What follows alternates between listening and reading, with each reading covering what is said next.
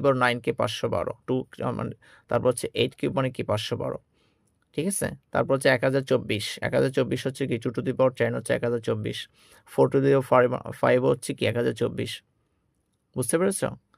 তো এগুলো দ্রুত মুখস্থ করে ফেলো 2 দিন সময় লাগে তারপর বারবার রিভিশন দিবে। যাই হোক, এরপরে আমাদের 5 নাম্বার যেটা হচ্ছে তুমি যে অধ্যায় করবে সেই অধ্যায়ের কনসেপ্ট ক্লিয়ার করবে, মানে বেসিকটা একদম ক্লিয়ার করবে। তুমি মনে করো একটা শুরু করছো সূচক ও লগারিদম, তো সূচক কি?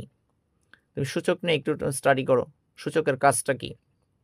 হ্যাঁ, সূচকের কাজ হচ্ছে বড় বড় সংখ্যাকে সংক্ষিপ্ত ছোট করে লেখা। ঠিক আছে? এটা হচ্ছে সূচকের কাজ। এই যে তুমি বেসিকটা তুমি ক্লিয়ার করলা, তোমার অঙ্কতে তোমার পরবর্তীতে অঙ্কগুলো করলে হচ্ছে কি অনেকটা সহজ হয়ে যাবে। এরপরে দেখো বোর্ড অ্যানালাইসিস। যে অঙ্কটা তুমি চ্যাপ্টারটা পড়বে সেই বোর্ডে কি, কি গুরুত্বপূর্ণ অঙ্ক আছে। একটা অধ্যায়ের কিন্তু সবগুলো সমান এফোর্ট দেওয়ার কিন্তু দরকার নেই। এসেনশিয়াল না। প্রত্যেকটা অঙ্ক কিন্তু এসেনশিয়াল না।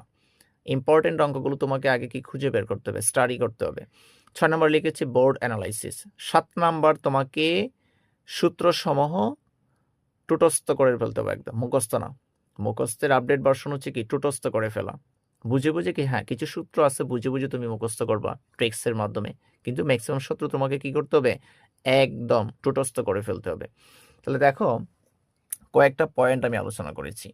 এই পয়েন্টটা যদি তুমি ইনশাআল্লাহ ক্যাপচার করতে পারো, আমি তোমাকে গ্যারান্টি সহ বলতে পারি, কারণ এই যে বিষয়গুলো কিন্তু আমার স্টুডেন্ট পড়িয়ে কিন্তু আমি হচ্ছে কি, যে একটা স্টুডেন্ট ম্যাথে প্লাস হচ্ছে আমার নিজের অভিজ্ঞতা থেকে, আমার ক্ষুদ্র অভিজ্ঞতা থেকে কিন্তু আমি ফেস করেছি যে একটা স্টুডেন্টকে ম্যাথ শেখানোর জন্য কি, কি আগে বিষয়গুলো জানতেই হবে।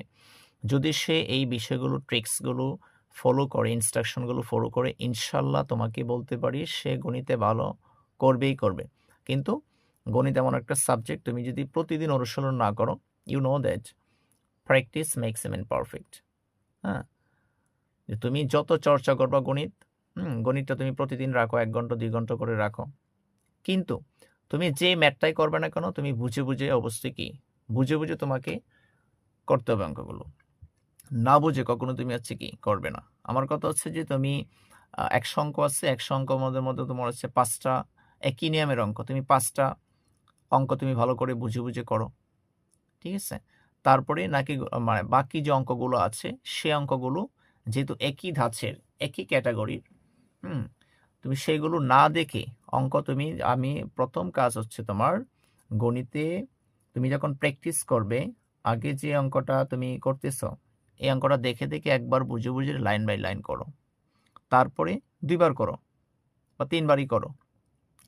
তারপর তুমি সলিউশন পেপারটা দূরে রাখবে।